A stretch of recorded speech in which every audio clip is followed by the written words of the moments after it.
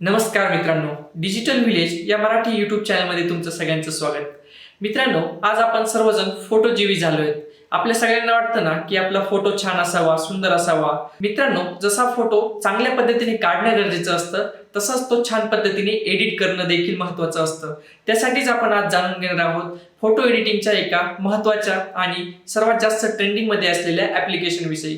चला तर मग व्हिडिओला सुरुवात करूया. तोवर तुम्ही आपल्या चॅनलला सबस्क्राईब केलं नसेल तर चॅनलला सबस्क्राईब करा, व्हिडिओला लाईक करा, कमेंट करा, शेअर करा.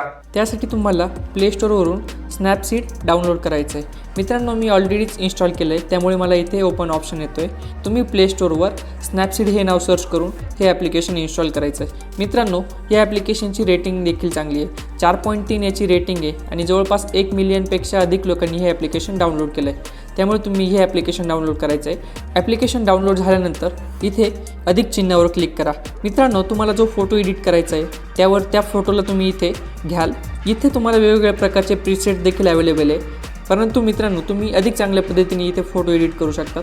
मित्रांनो, उजव्या साईडला हे मधलं जे चिन्ह आहे त्यावर तुम्हाला क्लिक करायचं आहे. इथे तुम्हाला बऱ्याच प्रकारचे ऑप्शन्स अवेलेबल आहेत. तर हे ट्यून इमेज. मित्रांनो, इथे तुम्ही फोटोचा ब्राईटनेस कमी जास्त करू शकता, म्हणजे फोटोला जे रिटच करणं आपण म्हणतो, तर तुम्ही या फोटोला इथे रिटच करू शकतात. त्यानंतर पुढचं ऑप्शन आहे डिटेल्स. डिटेल्समध्ये फोटोचं जे स्ट्रक्चर आहे आणि फोटोची जी क्वालिटी आहे तर ती कमी जास्त आपण करू शकतो. त्यानंतर तिसरा जो ऑप्शन आहे कर्व म्हणून, तर इथे तुम्ही फोटोची जी ब्राईटनेस आहे, जी डार्क आहे किंवा फोटोमध्ये जी लाईट आहे तर ती तुम्ही इथे कमी जास्त करू शकता. त्यानंतर हा जो व्हाईट बॅलन्स ऑप्शन आहे तर तिथे तुम्ही टेम्परेचर कमी किंवा जास्त करू शकता. त्यानंतर पुढचा ऑप्शन आहे क्रॉप. तर इथे मध्ये तुम्हाला ऑलरेडी वेगवेगळे प्रीसेट्स अवेलेबल आहेत, पण तुम्हाला जसा फोटो पाहिजे तसा तुम्ही इथे क्रॉप करू शकतात. याच्या पुढचा ऑप्शन आहे फोटो रोटेट. तर तुम्ही याला कोणत्याही प्रकारे रोटेट करू शकतात.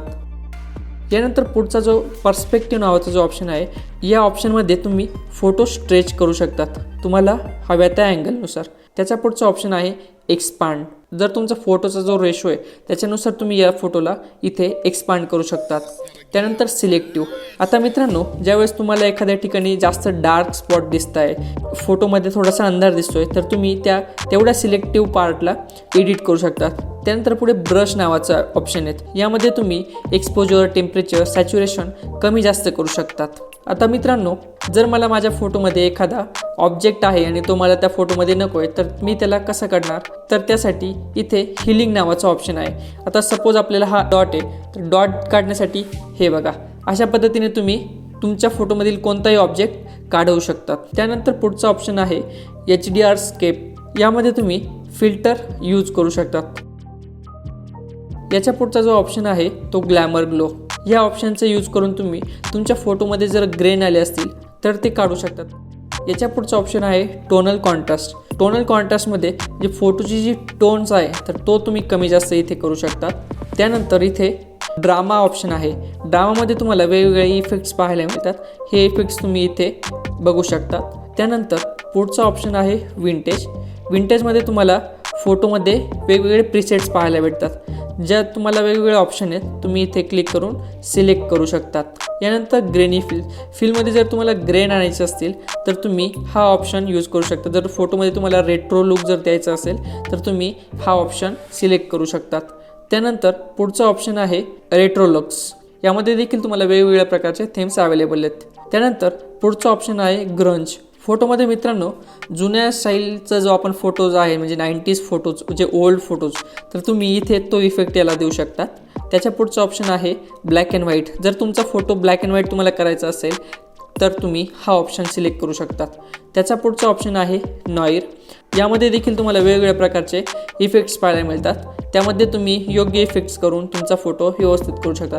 पोर्ट्रेटमध्ये मित्रांनो, जो तुमचा मेन ऑब्जेक्ट आहे जर तो तुम्हाला जास्त हायलाईट करायचा असेल तर तुम्ही हे ऑप्शन निवडू शकतात. त्यानंतर हेड पोज. मित्रांनो, बऱ्याचदा आपल्या फोटोमध्ये आपली मान वाकडी येते, त्याच्यामुळे तुम्हाला जर मान सरळ करायची असेल तर तुम्ही हे ऑप्शन सिलेक्ट करू शकतात. यानंतर आहे लेन्स ब्लर. जो आपला मेन ऑब्जेक्ट आहे तो सोडून बाकीचं पूर्ण बॅकग्राऊंड तुम्हाला जर ब्लर करायचं असेल तर तुम्ही हे ऑप्शन वापरू शकतात. पुढचं ऑप्शन आहे व्हॅनिटी. मित्रांनो, या ऑप्शनचा यूज करून तुम्ही तुमचा जो मेन ऑब्जेक्ट आहे तो सोडून बाकीचं संपूर्ण बॅकग्राऊंड डार्क करू शकतात. यानंतर डबल एक्सपोजर. जर तुम्हाला आणखीन एखादा फोटो ॲड करायचा असेल तर तो ॲड करू शकतात. नंतर टेक्स्ट, जर तुमच्या फोटोमध्ये काही तुम्हाला वेगवेगळे टेक्स्ट जर टाकायचे असेल तर तुम्ही इथे टाकू शकतात। याच्या पुढचा ऑप्शन आहे फ्रेम्स। तुमच्या फोटोला तुम्ही इथे फ्रेम्स पण देऊ शकतात। मित्रांनो, तुमचा फोटो एडिट करून झाल्यानंतर इथे तुम्हाला सिम्पली खाली इथे तुम्हाला एक्सपोर्टवर क्लिक करायचं आहे। अशा पद्धतीने तुमचा फोटो सेव्ह झालेला आहे। आय होप हा व्हिडिओ तुम्हाला नक्की आवडेल। जर व्हिडिओ आवडला असेल तर आपल्या चॅनलला नक्की सबस्क्राईब करा।